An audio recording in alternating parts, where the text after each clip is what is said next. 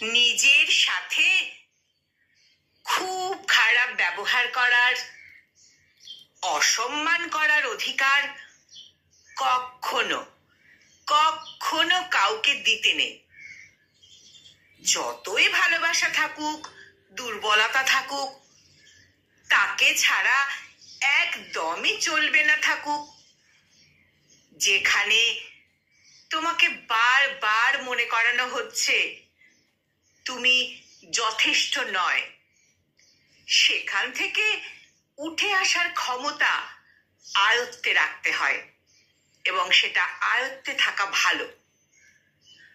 অবহেলা, অযত্ন, মূল্যহীনতা থেকে পাওয়া হীনমন্যতা ছুঁড়ে ফেলে জানতে হয়, ছুঁড়ে ফেলে দিতে জানতে হয়।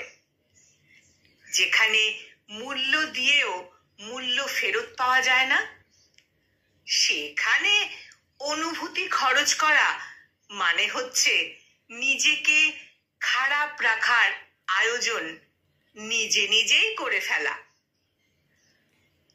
এই ব্যাপারটা খুব সহজ। আমিও ভালো থাকা ডিজার্ভ করি, আমিও ভালোবাসা ডিজার্ভ করি।